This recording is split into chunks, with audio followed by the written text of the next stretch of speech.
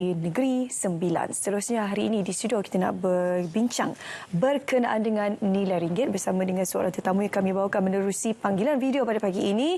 Saya perkenalkan terlebih dahulu iaitu Profesor Mada Dr. Nur Adli Rizwan Shah Muhammad Dali selaku Pensyarah Fakulti Ekonomi dan Muamalat USIM. Assalamualaikum, selamat pagi Prof. Selamat pagi, apa khabar Syahida? Sihat, Alhamdulillah. Kita sekarang nak bercakap berkenaan dengan nilai ringgit ni. Singkat saja masa kita, jadi kita nak secara ringkaslah berkongsi dengan penonton Saat Pagi Malaysia hari ini. Apa antara faktor-faktor utama yang menyumbang ke arah kejatuhan nilai ringgit ni, Prof? Okey, pertama sekali kita lihat tentang permintaan dan juga penawaran sesuatu ringgit tersebut ataupun mata wang tersebut mempengaruhi sama ada dia naik atau turun. Jadi kalau kita lihat secara asas pengiraan untuk kadar mata wang asing ni ialah kita tengok kepada interest rate dan juga inflasi. Okay, maksudnya kita akan compare di antara kadar faedah negara dengan kadar faedah di negara yang satu lagi, dan juga kadar inflasi di negara kita berbanding dengan kadar inflasi di negara satu lagi. Jadi dalam konteks ini kita lihat pada bulan lepas kita telah meningkatkan kadar OPR kita kepada 3.0. Okay, 3.0. Dan kalau kita nak bandingkan dengan negara seperti Amerika Syarikat, mereka memberikan kadar Federal Reserve Rate iaitu 5.25%. Jadi kita nampak ada perbezaan ke situ 3% dan juga 5.25%. Jadi kalau kita sebagai seorang pelabur, sebagai contohnya pelabur antarabangsa, apabila sesuatu negara itu memberikan kadar pulangan yang lebih tinggi, maksudnya kita akan berminat untuk melabur di negara tersebut. Sebagai contohnya dalam kes ini ialah mereka lebih berminat untuk melabur di negara Amerika Syarikat kerana memberikan pulangan sebanyak 5.25%. Berbanding dengan Malaysia iaitu 3.0 kan. Dan ini akan menimbulkan permintaan kepada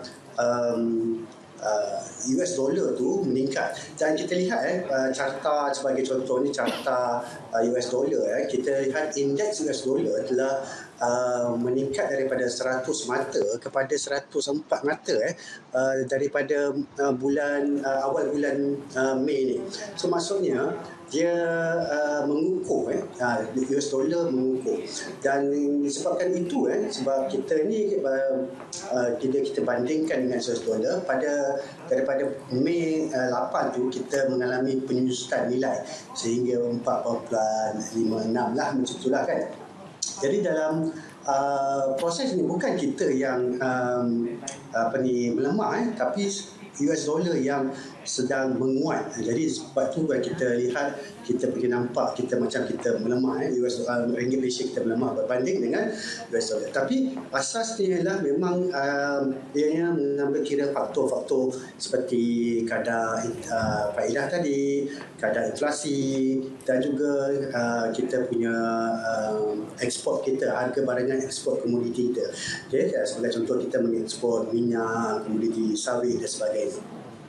Jadi faktor-faktor lain seperti faktor geopolitik juga mempengaruhi kadar tukaran asing, dan juga ini juga akan membuatkan kita punya currency ni akan mengalami penurunan dan kenaikan lah.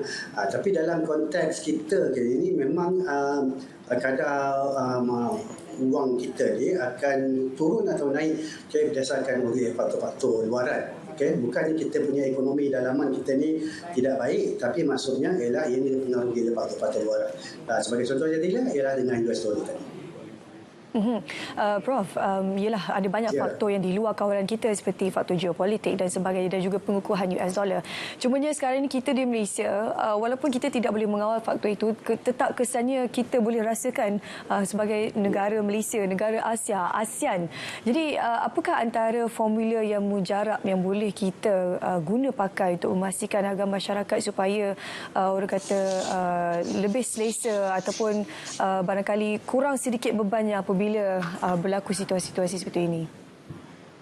Okey, situasi macam ni memang akan membuatkan kita rasa agak risau sikit sebabkan oleh kita punya currency kita lebih lemah contohnya.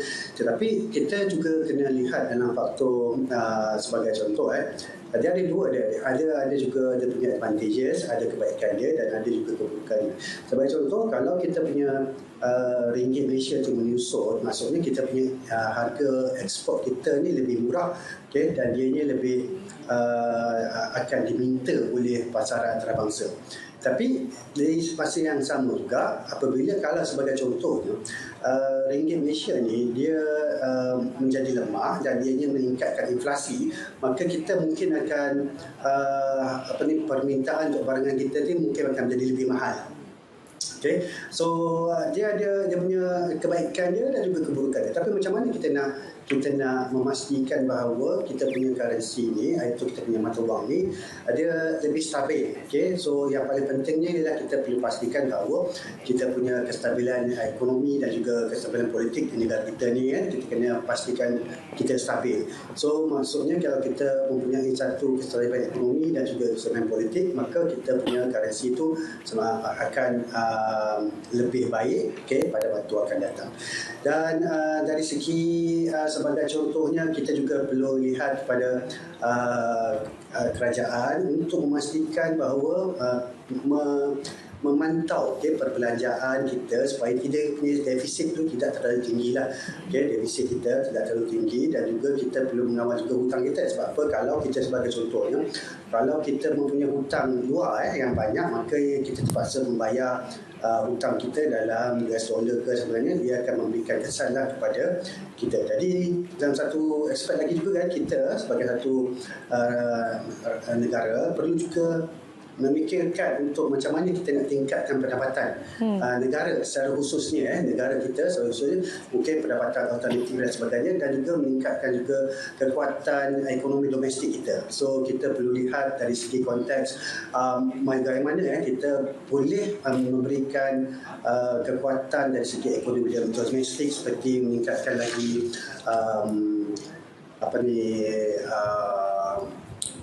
ekonomi domestik lah, ekonomi mikro dan sebagainya. Dan itu adalah satu perkara yang mungkin boleh dilihat lah untuk meningkatkan lagi ekonomi. Apa pandangan Prof berkenaan dengan pelaburan asing apabila ringgit dilihat kadang-kadang ada naik, ada turunnya? Ya. Okay, kalau pelaburan asing ni, kita kena memerlukan dia akan ada pro and cons lah. Okay, apabila kalau kita punya currency tu dia menyusut, maka keyakinan pelabur untuk melabur di dalam negara kita mungkin akan terjejas. Okay? Dan mereka akan cuba memilih satu negara yang mempunyai mata wang yang agak stabil, okay? Dan juga boleh memberikan pulangan yang tinggi. Dan ini adalah satu benda yang perlu kita atasi lah, okay? Untuk memastikan bahawa pelabur asing sentiasa berminat untuk melabur ke dalam negara Malaysia.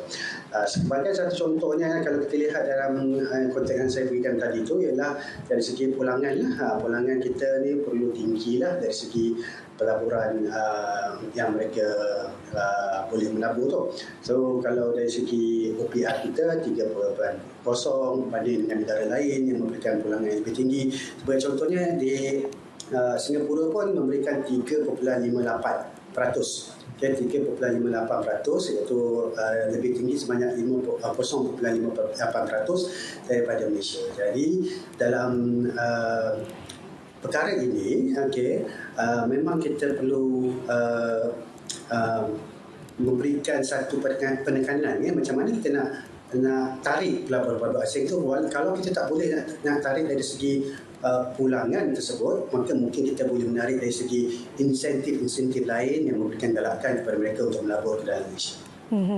Okey, pada pandangan Prof juga, berapa nilai ringgit yang kata sesuai, yang selesa untuk kita, Prof, secara ringkas? Okey, kalau sekarang ni 4.5 atau 4.6 tu agak tinggilah. Macam kalau berbanding dengan masa saya, contohnya saya belajar di tahun 90-an tu dulu, baru 2.5. So $1 ialah 2.5. Jadi maksudnya jauh kita beza. punya jauh beza tu kan. Maksudnya hampir 100% lah peningkatannya. Jadi kalau kita bolehlah maksudnya memastikan bahawa kita punya nilai mata wang ni adalah baik dan sebagainya, kita mungkin boleh melihat kepada alternatif lain. Okay, sebagai contohnya kalau kita lihat bagaimanakah kita boleh menyandarkan kita punya duit tu kepada satu alternatif lain, iaitu seperti emas ke kan, yang mungkin agak satu perkara yang kita orang kata nak balik ke belakang balik ke, maksudnya nak pergi kepada sistem lama ke, tapi sebabkan nilai tukaran emas tu adalah lebih stabil, maksudnya mungkin kita punya currency kita akan lebih stabil berbanding kalau kita meletakkan kita berbanding dengan US dollar. Okey, terima kasih Prof. Itu saja kesempatan kita ada pada pagi ini untuk bercakap berkenaan dengan nilai ringgit, bagaimana ia dipengaruhi oleh faktor luar. Sekali lagi diucapkan terima kasih kepada Profesor Madya Dr. Nur Adli Rizwan Shah Muhammad Dali bersama kita hari ini untuk bercakap berkenaan dengan nilai ringgit. Terima kasih Prof.